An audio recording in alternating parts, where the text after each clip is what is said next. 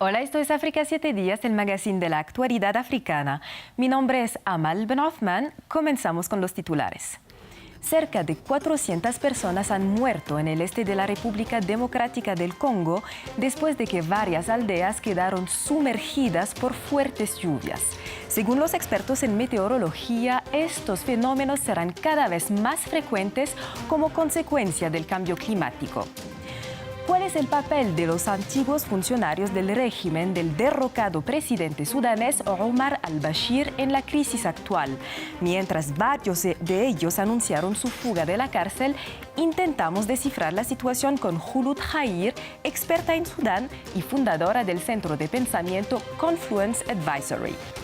Y hacemos un balance de la libertad de prensa en el continente. La organización Reporteros Sin Fronteras acaba de publicar un informe que demuestra que el ejercicio de la profesión de periodista en África sigue siendo extremadamente complejo. Es una de las peores catástrofes que ha vivido este país en los últimos años.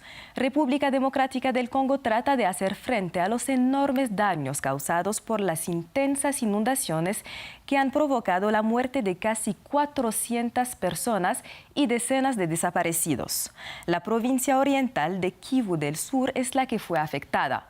La región sufre regularmente este tipo de fenómenos durante la estación de lluvias entre marzo y mayo. Según los expertos en meteorología, se prevé que su frecuencia e intensidad aumenten con el cambio climático. Esta catástrofe se produce 2 días después de que otras inundaciones causaran también la muerte de al menos 131 personas en la vecina Ruanda, en el norte y el occidente del territorio. Nuestra corresponsal en este país nos cuenta más.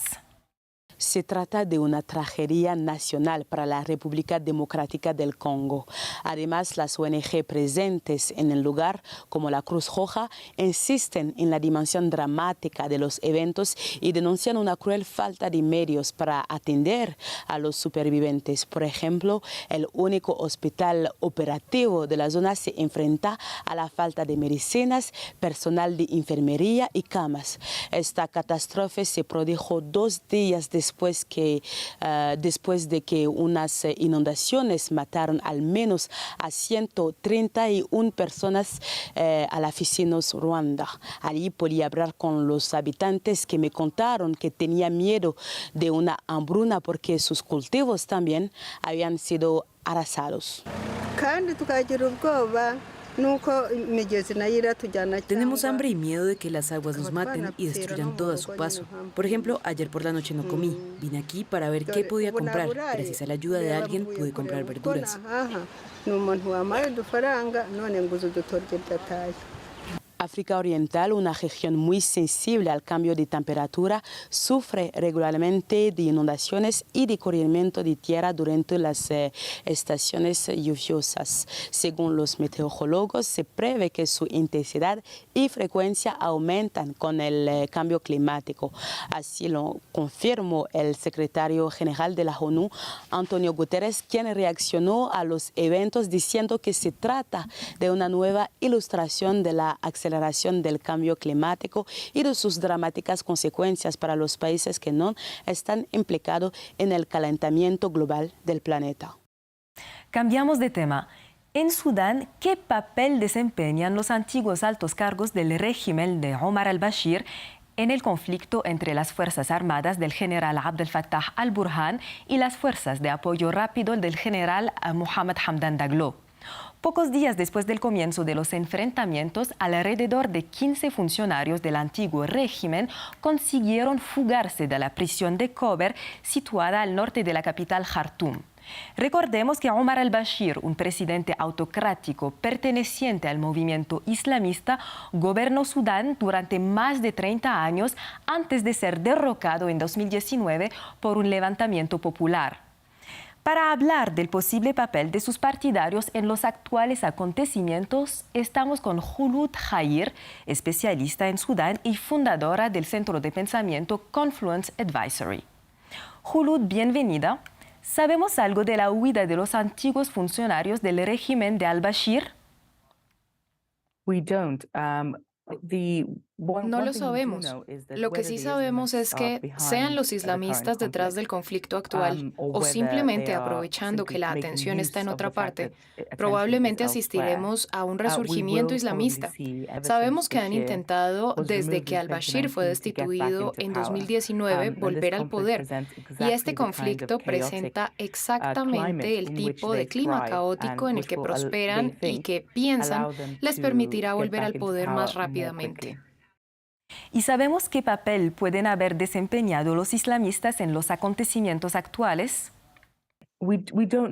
Aún no lo sabemos, porque en parte no sabemos quién disparó el primer tiro. Lo que sí sabemos es que ambas partes, tanto las Fuerzas Armadas sudanesas como las Fuerzas de Apoyo Rápido, las fuerzas paramilitares, estaban muy bien preparadas para este combate. Por eso, en los días y semanas previos al estallido de este conflicto, sabíamos que ambos habían entrado en una fase de escalada en la que era difícil hacerles retroceder. Ahora bien, aún se desconoce si los islamistas presionaron en parte del lado de las Fuerzas Armadas sudanesas para que así fuera, o si eso fue incentivado por apoyos de las fuerzas paramilitares. Pero es probable que ambos pensaran que un enfrentamiento abierto como este sería la mejor forma de saldar viejas cuentas. La dificultad para los islamistas es que no pueden volver después de un conflicto como este con un enorme coste humanitario. En cierta medida, tendrán que confiar en elecciones para volver con legitimidad. Así que probablemente no quieren anunciar demasiado abiertamente su papel en el apoyo a las Fuerzas Armadas sudanesas. Y volvamos a este conflicto entre los dos generales. ¿Cuáles son sus verdaderas intenciones?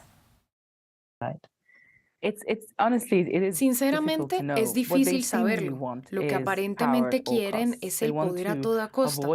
Quieren evitar que se les responsabilice de los muchos crímenes que han cometido, no solo recientemente, no solo durante el periodo revolucionario de 2018, y no solo en los últimos 10 años más o menos, sino desde hace 20 años, en Darfur, donde ambos desempeñaron un papel decisivo en el genocidio que tuvo lugar allí. Así que tienen una larga historia de culpabilidad en la política sudanesa, pero también un gran interés en evitar cualquier responsabilidad por ello. También obtienen gran parte de su poder del hecho de tener tropas armadas, por lo que están muy interesados en evitar la reforma de esas tropas, porque quieren seguir dirigiéndolas como lo hacen. Pero ambos generales se enfrentan ahora a muchos problemas de legitimidad. Ninguno de ellos podría ganar realmente esta guerra, porque incluso si hay un vencedor militar, ha habido tal pérdida de confianza pública, por supuesto, debido al nivel de violencia y a la situación humanitaria, que ninguno de los dos debería esperar realmente ser capaz de tomar el control de un país como Sudán. Khulud, muchas gracias por este análisis. Cambiamos de tema y abordamos ahora el de la libertad de prensa en África. El último informe de Reporteros Sin Fronteras hace un amargo balance de la situación. Debido a los efectos, entre otros, de la proliferación de las noticias falsas y de la inseguridad que asola varias regiones, 84 periodistas y trabajadores de los medios de comunicación se encuentran actualmente encarcelados. La situación es especialmente difícil en el norte de África. Egipto es el país con la mano más dura con los periodistas. 22 profesionales de los medios de comunicación están actualmente en prisión. Pero también hay serias preocupaciones para los periodistas que trabajan en el Sahel. Además de los riesgos que plantean los terroristas, las juntas que han tomado el poder en Mali y Burkina Faso ponen mucha presión sobre los medios de comunicación. En el mapa que aparece en pantalla podemos ver a qué se enfrentan los profesionales de la prensa en África. En Marruecos, 20 periodistas han sido encarcelados desde 2018 y 13 siguen detenidos a día de hoy. En Egipto, 115 han sido encarcelados desde 2018, mientras que 22 permanecen tras las rejas. En Etiopía, el número de periodistas detenidos desde 2018 es de 48 y 12 lo siguen siendo hasta hoy. En República Democrática del Congo, 30 periodistas han sido encarcelados durante estos últimos 5 años y 3 se encuentran todavía en prisión. Y En Somalia, 37 periodistas han sido puestos en cárcel desde el año 2018 y 3 siguen detenidos por haber ejercido su deber de informar. Vamos ahora a Kenia para hablar de las mortíferas consecuencias del fanatismo religioso. Paul Mackenzie, pastor autoproclamado, comparece actualmente ante el tribunal de la ciudad costera de Malindi. Está acusado de terrorismo por causar la muerte de más de 100 personas, encontradas enterradas en un bosque del sureste del país, donde se reunían miembros de su secta. El espantoso caso ha sido bautizado como la masacre del bosque de Shakahola. Desde el 13 de abril, el bosque de Shakahola, en Kenia, se ha convertido en el escenario criminal más famoso del país. Al menos 110 cadáveres, la mayoría de niños, han aparecido enterrados en una treintena de fosas comunes.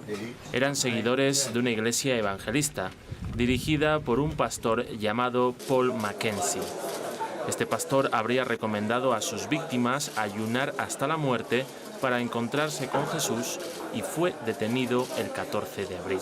Se enfrenta a cargos que incluyen asesinato y conspiración para cometer asesinato. En 2017 ya había sido detenido por radicalización antes de ser puesto en libertad tras pagar una fianza. Cuando me enteré de estas muertes me quedé horrorizado. Pensé que si hubiera permanecido más tiempo en esa iglesia me habría ocurrido lo mismo, pero gracias a Dios mi familia y yo nos fuimos a tiempo.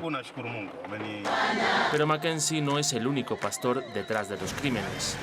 El caso cobró impulso el 27 de abril con la detención del evangelista Ezequiel Odere, director de otra iglesia evangélica y también sospechoso de estar relacionado con la muerte de sus seguidores.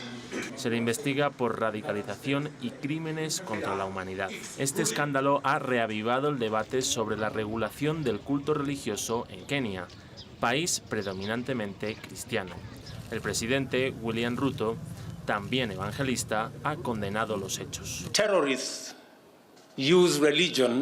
Los terroristas utilizan la religión para promover sus atroces actos. Personas como el señor Mackenzie utilizan la religión para hacer exactamente lo mismo.